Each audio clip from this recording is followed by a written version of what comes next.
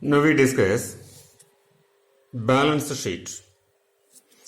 In the previous sessions we discussed how to prepare the parts of financial statements such as trading account and profit and loss account.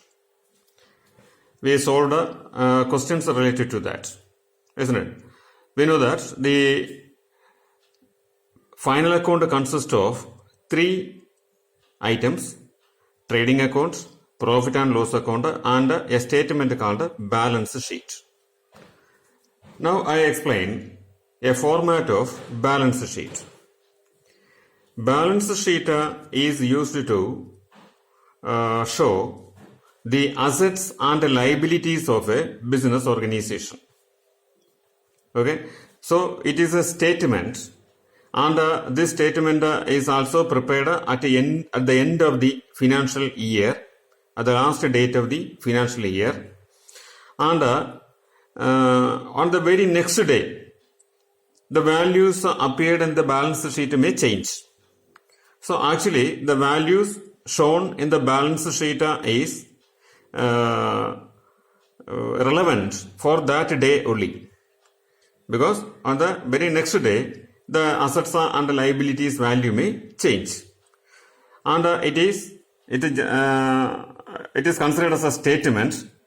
If you look into that, it may looks like it's an account, but actually it is not an account, it is a statement.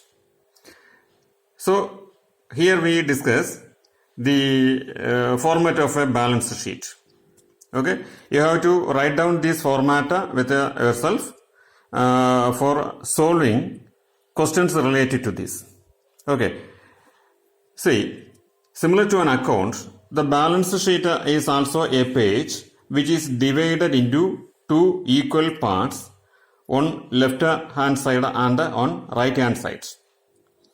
Unlike accounts, the left hand and right hand side are not known as debit and credit side, but it is called liabilities and assets side.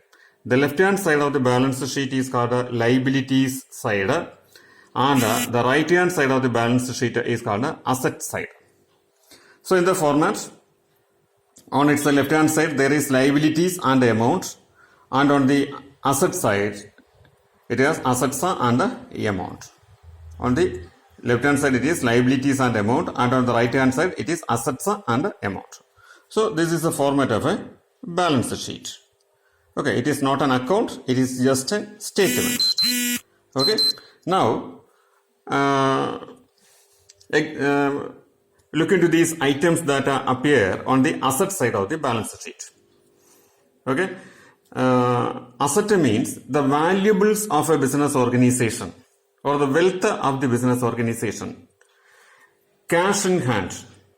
We know that cash within as is a wealth. Okay, so cash in hand, similar to that cash at a bank. Then bills receivable. Bills receivable means the business organization may sell goods on credit. Okay, and as an evidence of that, they keep a document of that transaction. After selling the goods to somebody else on credit, they prepare a document, get it signed from that client, and keep it with the business for future purpose, for legal purpose. Such documents kept in evidence of credit sales is called bills receivable. Okay, sometimes the business organization may sell goods on credit and without insist for any documents, because of they have 100% sure that the client is perfectly alright and they will pay amount to us, and because of the confidence of that, they will not prepare any document in evidence of that. They just make sales of the product on credit. Okay, then it is called sundry debtors. If there is documentary evidence for credit sales, then it is called bills receivable, and without any documents, credit sales is made by the organization, it is called sundry debtors. Okay. Then investment. If the organization invested money in anything, shares, debentures or anything securities. Such investments are shown on the asset side. Okay. Closing stock. We already discussed about this closing stock at the time of preparing the trading account. Okay. Here, this closing stock is to be considered in balance sheet also. And the situations when the closing stock is treated in the balance sheet and in the trading account will be explained later. But just remember that this closing stock is also be considered in the balance sheet. Then prepaid expense. Prepaid expense or expense paid in advance. Any expense paid by the business organization in advance. That means any expense to be paid in the next year is paid now. In such a case, it is called expense paid in advance or prepaid expenses. It is by accounting treatment, it is also considered as an asset. Then furniture and fittings. Sometimes it is called furniture and fixtures. Okay, furniture and the fittings in the building is called furniture and fittings. So it is an asset. Plant and machinery, we know that plant. Then premises. The business, whole business comprises or called as premises. The land, building, machines, everything consists in the business building, business surroundings is called premises. It is an asset. Then freehold property. Properties owned by the immovable properties owned by the organization is actually called freehold property. Then land and building. Outstanding income. Any income to be received but not yet received. We have to receive some income from somebody else, but it is not yet received, but definitely we have to receive that. Such an income is called outstanding income. Then goodwill. The good fame of or the good name of a business organization is called goodwill. By doing business for several years, usually the business organization may be famous and it has a name in the public, among the public, isn't it? So that is what called a goodwill. It is called an intangible asset because it is not a visible asset. But definitely the fame of the business organization bring business. Okay. But however, we cannot touch or see such an asset. It is considered as an asset. It is called an intangible asset. Similar to that of patent right. Patent right means any production formula or some inventions are owned by the business organization and get it registered according to the Patent Right Act, which is called a patent right. Similar to that of there is goodwill, patent right, and then trademark.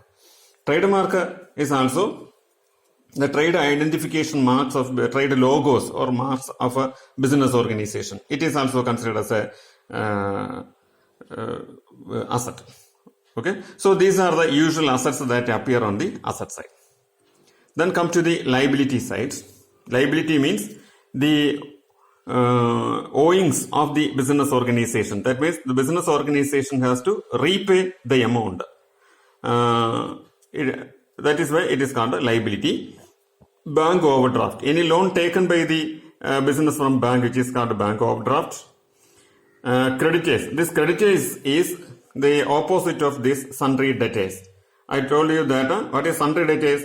When we sell goods on credit without any documents, it is called sundry debtors.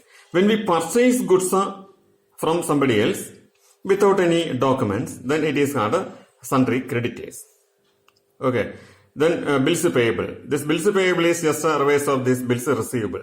Bills receivable means we sell goods on credit by obtaining some documents, documentary evidence from the other party. Okay, that is what called bills receivable.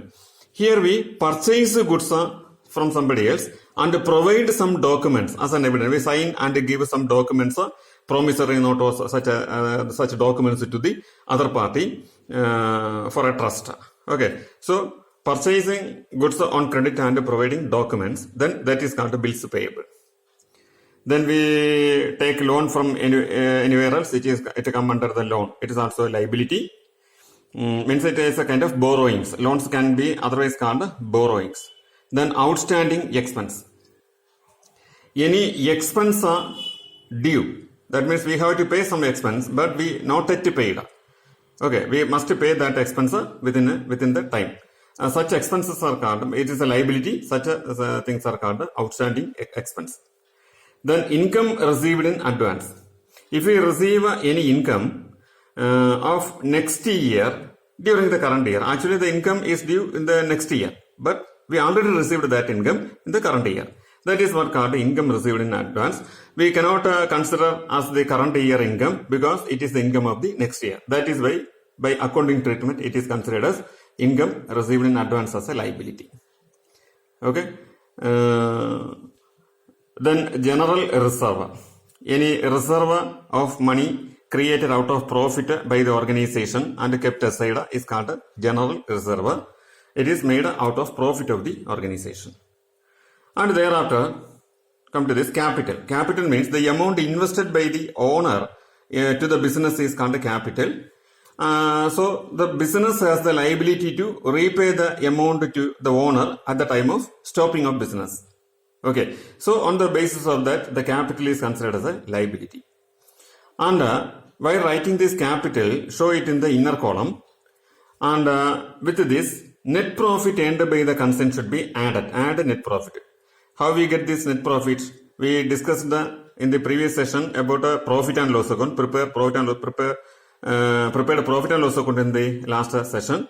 And there we discussed by balancing the profit and loss account we get net profit or net loss. Remember? So that net profit that we got by preparing the profit and loss account is to be considered here. If it is net loss, it is to be deducted. If it is net profit, it should be added with the capital.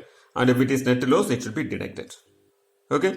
Along with that, interest on capital. If there is any interest on capital, that is also to be added.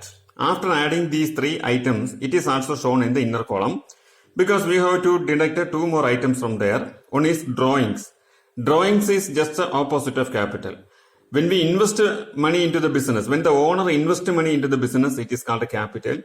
When for an emergency, financial emergency, the owner may withdraw the amount from the business for his personal purpose. It is called drawings.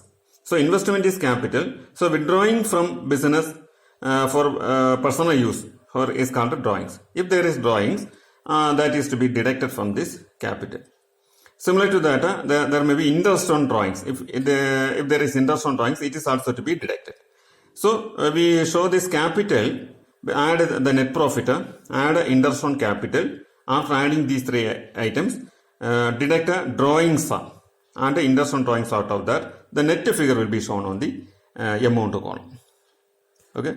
So this is the format of a balance sheet, and you should remember this thing for getting a clear idea, and you should keep this format with yourself at the time of preparing the balance sheet question.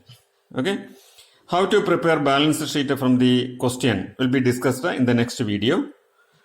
And if you have any doubts regarding this topic, or if you have any tuition inquiries, just WhatsApp your details to this number 924 9966 765.